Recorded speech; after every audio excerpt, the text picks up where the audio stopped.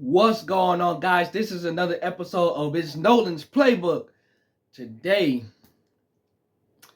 I'm previewing the Eastern Conference. Remember 2 weeks ago, I previewed the Western Conference. My hot topic for today is we are previewing the Eastern Conference, which is the easier conference to try and rank 1 through 10 at least for the playoff spots. If last night with OKC and the Rockets, the season opener, OKC getting their rings last night and going to double overtime, if last night was a taste of what we are going to get this NBA season, I am all for it. Last night was a hell of a night to get your rings, battle the team, go to double overtime, and fight like you know what to scrap, claw, scratch. That was a hell of a game last night, man. And between OKC and the Rockets and Kevin Durant going back to see one of his old teams get their rings on ring night, that was a heck of a night. I will have that for y'all tomorrow, though. Today, we are going to preview the Eastern Conference Finals since the rest of the games and everybody else played tonight. The Western Conference played last night. Even the Lakers and Warriors, they played last night. And I previewed the Western Conference for y'all about 2 weeks ago. So today, previewing the Eastern Conference. Let's start, without further ado, with the Cleveland Cavaliers. Cleveland, they added Lonzo Ball. They added Thomas Bryant. They added Larry Nance Jr. They lost Ty Jerome in free agency. You still have Max Strus. You still have DeAndre Hunter, the Dean Wades, Sam Merrill, Darius Garland, Donovan Mitchell, the Twin Towers, and Evan Mobley, the Defensive Player of the Year, and Jared Allen. So you still have the roster basically that you had last year. They traded for Lonzo Ball with the trade for Isaac Okoro. So they get Lonzo Ball in return for Okoro. They lost Ty Jerome. Okay, cool. Lonzo Ball. I'm happy for Lonzo Ball. We know because he about missed 2 years with the knee surgeries that he was having and trying to get his knee back right and trying to get back to full health. So I'm happy for Lonzo Ball because he came back last year and he got out to a slow start, but he kind of started to look like the old Lonzo Ball of the Lakers and New Orleans days. Another reason that I'm happy for Lonzo Ball is because Lonzo Ball has never played playoff basketball before. We know one thing going into this season. This will be the first year that Lonzo Ball will play playoff basketball in his career with the Cleveland Cavaliers because they're a playoff team. And you still have the Twin Towers and Garland and Donovan Mitchell. Although I don't trust Cleveland, I think Cleveland's going to be a high seed in a weak Eastern Conference, of course.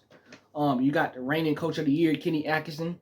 You know, they did good things last year. And now we know that Cleveland's serious. We know what to expect. So the opposing teams are going to give Cleveland their best shot.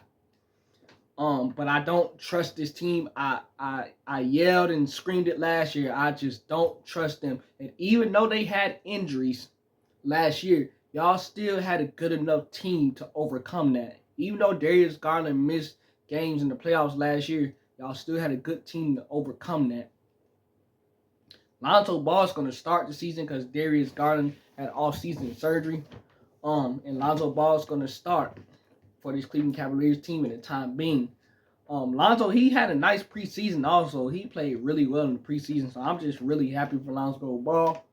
I just don't trust this Cleveland Cavaliers team. My second team, the New York Knicks. The Knicks fire Tom Thibodeau. They bring in Mike Brown. Mike Brown's trying to establish a new high-tempo offense with this Knicks team. He's trying to make this team be less predictable offensively. He's trying to get this team out of the isolation ball with Jalen Brunson and having Jalen Brunson bail this team out time and time again. So these guys are learning on the fly. High-powered offense, let's run, let's be unpredictable, let's share the ball, and let's score a lot of fast break points. Let's be a high-tempo offense. OG Anunoby, Mikal Bridges, they're taking on bigger roles in this new offensive system. Cat's going to have a bigger role. As crazy as that might seem, he's going to have a bigger role in this offensive system. And this team added Jordan Clarkson and Kershawn Yabusele for their bench. One thing that's the difference between Tom Thibodeau and Mike Brown is Mike Brown is going to play his starters, but he's going to play them less minutes than what they played under Thibodeau. Mike Brown historically plays his bench. The bench played a lot in the preseason. They're going to play a lot in the regular season. It's not going to be, I'm going to burn you guys out 82 games, and then in the playoffs, y'all still need to be ready to go. No, Mike Brown's going to play his bench. He's going to play his starters, but he's going to play his starters at reasonable minutes that they are going to be able to have rest too. He's not going to drag them into the ground like Thibodeau did. And then the Knicks just having a bench, period. One of the reasons Thibodeau could never really do that was because in his tenure, they didn't have a bench. Under Mike Brown, they have a bench. You add scoring to Jordan Clarkson. You add Kershawn Yabusele. And then you still had the Deuce Browns or Deuce McBrides. You still have Josh Hart. You still have Landry Shamet. You still have Brunson, Bridges, OG Anunoby, Mitchell Robinson. You still have your core pieces. So this team is going to be all right. It's just I have them where they at because you're learning a new offensive system. And it's hard to do that. Once they learn that and they get it going, they're going to be just fine. They're going to be just fine on defense too because Mike Brown is also a defensive coach. Even though in recent years he's been really offense, but he's a defensive coach going back to his days with Cleveland. So they're going to be fine defensively also. Not worry about that. When you have Mikal Bridges and you have OG Anunoby defending the perimeter with guys like Josh Hart, they're going to be okay defensively. The third team I have is the Orlando Magic. Orlando adds Tyus Jones. They add Desmond Bane, which he got traded for KCP. They drafted Jace Richardson. You still have Anthony Black. You still have Jonathan Isaac. You still have Jalen Suggs. You still have Paolo Banchero. You still have the Wagner brothers with Franz Wagner and Mo Wagner. You still have Wendell Carter. You still have Gogo Patate. So the Magic have the pieces. They have the roster. I am happy that they added Tyus Jones because they needed a point guard to control this offense and run this offense. I'm glad that they traded for Desmond Bane and they traded him for KCP. And the reason that I'm glad that they traded Bane for KCP is because the KCP thing did not work out. But with this Magic team under Jamal Mosley, since he's been there, it hasn't been about the Magic defending. The Magic, a young team like the Magic and young guys, they don't like to defend. Under Jamal Mosley, this team has historically defended really well. Their problem has been offensively, and that's why I like that they added Tyus Jones to run this offense, and I like the trade for Desmond Bane because he gives them the offensive firepower. Now, if Franz Wagner and Paolo Banchero can take the next steps offensively with their perimeter game, that's going to go a long, long way. But the problem has never been defending for this Magic team. It's going to be, can they take the steps offensively is what my concern is for this Magic team. So I like the moves that they made to try and get better offensively. The Magic last year, we know what their record was. That's not who the Magic were. The Magic had a lot of guys that were hurt and in and out of the lineup. When this Magic team is healthy, oh, they going to make some noise. You best believe that. Don't sleep on this Magic team, and let's not forget about them. Jalen Suggs needs to be healthy because he came a long way with his offensive game last year. He came a long way. If he can stay healthy, this Magic team is going to make some noise. You best believe that. Fourth, I have the Detroit Pistons. Detroit, they added Karis LeVert. They added Javonte Green. They added Duncan Robinson. They lost Malik Beasley to the betting on games thing, so they replaced Beasley with Duncan Robinson. They gave Duncan Robinson the money they were supposed to give Malik Beasley. You still have Jalen Duren. You still have Isaiah Stewart. You still have the young blood and Ron Holland II. You still got Paul Reed. You still got Tobias Harris. You still got Jaden Ivey, who's going to miss the first month of the season, but he's going to come back stronger from his injury from last year. You still got the young brother in Asar Thompson, and you still got somebody named Cade Cunningham. So we didn't expect a lot last year from this Detroit team under J.B. Bickerstaff. And all J.B. Bickerstaff did after getting fired by Cleveland was lead this Detroit Pistons team to the playoffs and almost beat the New York Knicks in the first round. And you can make the case in the argument that they should have beat the New York Knicks in the first round. They got a better bench. You add Karis LeVert, you add Duncan Robinson, you add Javonte Green. Even though you lose Malik Beasley, they added to their bench.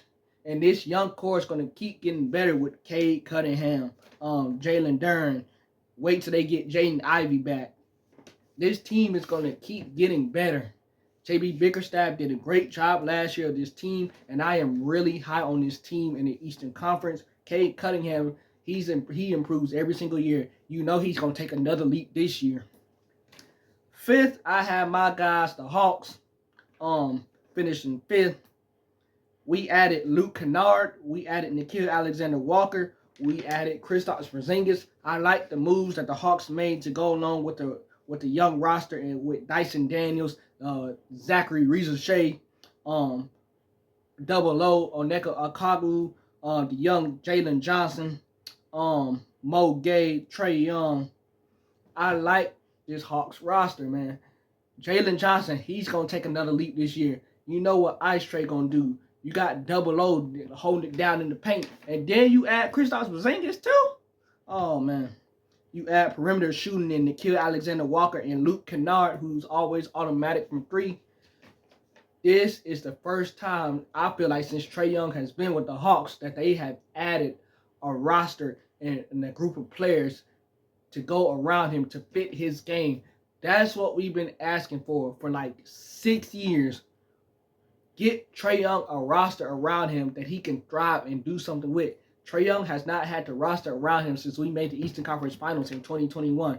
And you could make the argument that roster was kind of trash, and Trae Young made those guys better. And that's why, that was a reason why they called the Hawks going to the Eastern Conference Finals a fluke, because even that roster was kind of trash when you think about it. So I'm high on the Hawks this year. I had them finishing fifth because I believe in what they're doing, and the Hawks can just keep getting better. That's what they can do, keep getting better. Mind you, Trae Young's playing in a contract year. The Hawks did not give him an extension with new management coming in. So he has a chip on his shoulder. He's motivated. I'm expecting big things from us this year. Number 6, I have finished at 6, the Toronto Raptors. Brandon Ingram did not play last year after he got traded at the deadline. He didn't play a game last year because he was hurt.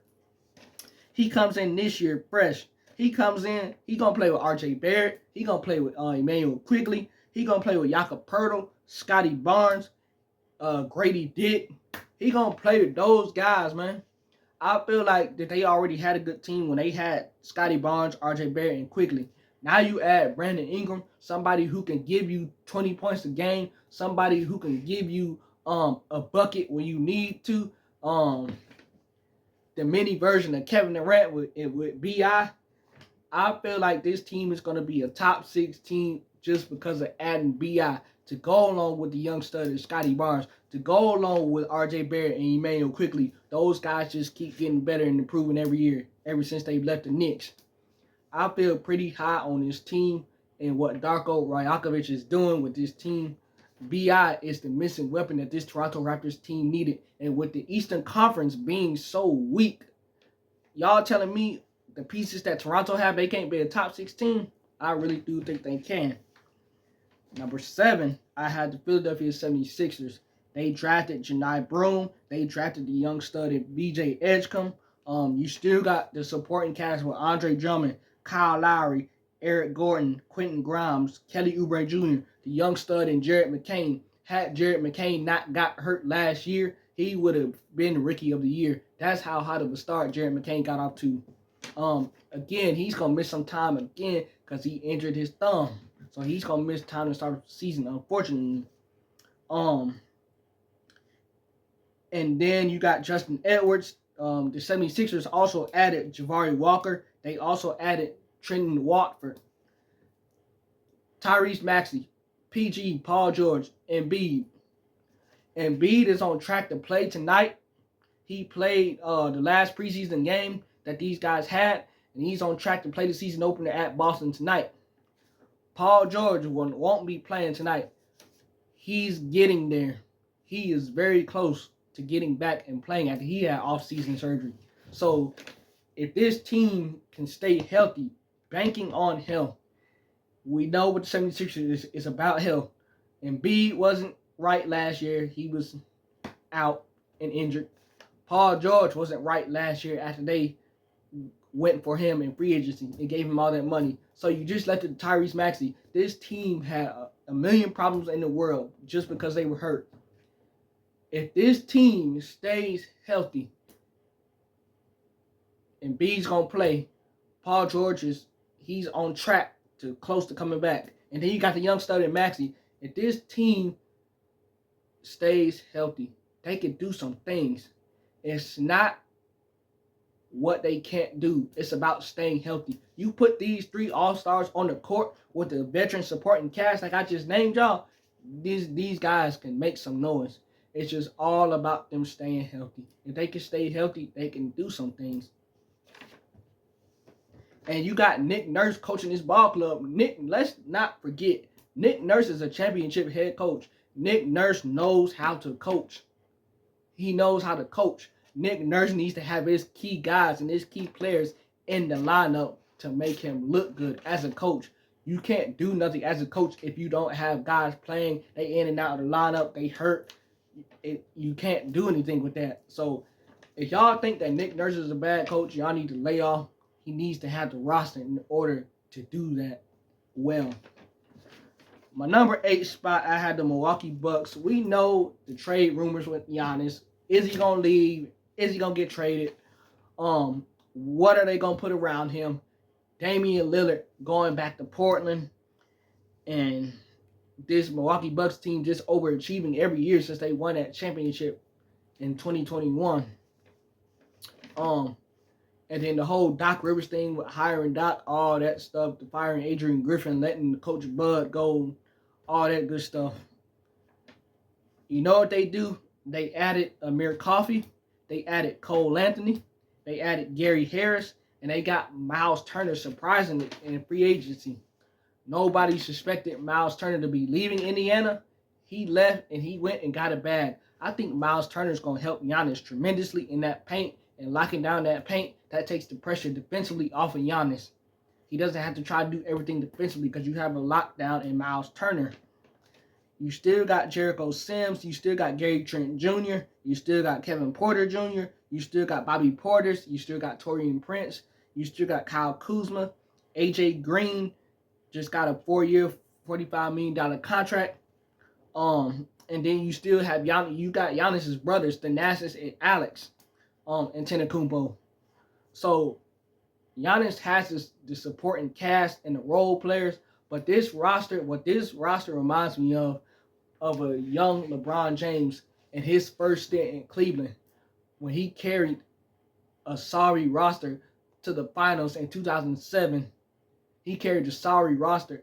He had to face the Spurs. They got exposed. He got exposed because he had a bad roster around him, and they exposed him for not having a jump shot. This is what this roster reminds me of for the Milwaukee Bucks. The Eastern Conference is so weak that Giannis can carry this team to the finals. Believe it or not that I'm saying that he can carry this team to the finals. That's how weak the Eastern Conference is. But if they get to the finals, they're going to get exposed because they don't have the right player. They don't have the players around Giannis. They don't have the players around them.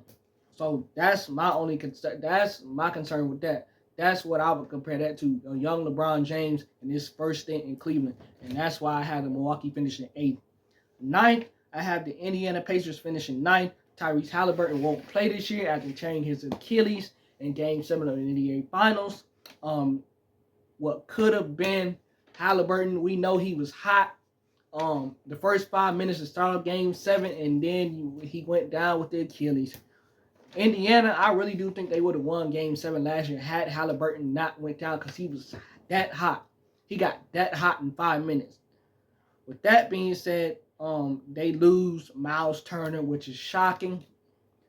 We didn't expect Miles Turner to go, but he left. And one thing that Miles Turner said is, he said, y'all been trying to trade me for like 10 years anyway. So being that we got to the championship, we were 1 win away and we lost. Y'all have been trying to trade me for 10 years anyway. Miles, and that's truth be told right there. Miles Turner was always in trade rumors for 10 years. He really was. So being that he left, I get why y'all upset because y'all made a run at the finals. Y'all were 1 win away. Let's run it back. No, Miles Turner went and got it back. So I can't blame him for getting his money. They did try to trade Miles Turner every year for 10 years. He's not wrong with what he's saying. That is the truth. But you still have guys like Benedict Mathurin, Obi Toppin, Andrew Nembhard, Jarris Walker, TJ McConnell, Johnny Furphy, Aaron Nesmith, who just got a 2-year $40 million extension. You still got Pascal Siakam. You still got Ben Shepherd. And the Indiana Pacers are going to play the center position by committee. You got Isaiah Jackson and James Wiseman coming back off of the torn Achilles. You have Tony Bradley. You have Jay Huff. So those 4 guys are going to hold the center position down. It's going to be by committee. It's not going to be by one person like it was Miles Turner. This Indiana Pacers team is going to do it by committee. Rick Carlisle is still Indiana's head coach. This is going to be a year where they're going to have to adjust to playing without Halliburton. But next year, they're going to be back. But I have them finishing 9th in the Eastern Conference. 10th is the Boston Celtics. They added Anthony Simons with the trade. They traded Drew Holiday to Portland for Anthony. They added Chris Boucher. They added Luka Garza. They added Josh Minott. You still got Derek White. You still got Peyton Pritchard, the Xavier Tillmans, Jordan Walsh, Sam Hauser, and Neemias Queta. And then you still got Jaylen Brown.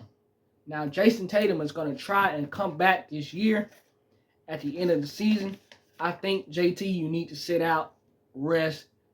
This is a year where Boston, they playing for nothing. Next year is when they need to hit the ground back running again. So that's why I have Boston finishing 10th. 11th, I had the Miami finishing 11th. They added Simone Fontecchio. They added Norman Powell in the 3-team trade. You still got Terry Rozier. You still got Nikola Djokovic. Khalil Ware is going to keep on getting better and better. Jaime Jaquez Jr. still got him. They got Andrew Wiggins, Tyler Hero, Bam, off night with Davion Mitchell. It starts with Bam and it starts with Tyler Hero. Can Andrew Wiggins integrate himself in this team? What's Norman Powell going to do? Was Norman Powell's season last year a fluke or not? And then Khalil Ware. I'm very high on Khalil Ware's game. And I'm very high on Nikola Djokovic's game too. Because those are 2 good young big men and young studs. Finishing 12th, I had the Chicago Bulls finishing 12th. I have the Brooklyn Nets finishing 13th. I had the Charlotte Hornets finishing 14th. And I had the Washington Wizards finishing 15th. So my top 10 for the Eastern Conference, I have Cleveland finishing 1st because they just picking up where they left off. Number 2, I had the New York Knicks finishing 2nd. I have Orlando finishing 3rd. Detroit finishing 4th. The Hawks finishing 5th. Toronto finishes 6th. Philadelphia finishes 7th. Milwaukee finishing 8th. Indiana finishing 9th. And Boston finishing and rounding out the top 10 of the play-in spot. That's my preview of the Eastern Conference. Like, comment, subscribe. Let me know what you think about my order of the Eastern Conference. And join me tomorrow for this is more of it. It's Nolan's Playbook. Tomorrow I will have the Houston Rockets, OKC Thunder, and that crazy double overtime game. And with that being said, we out of here.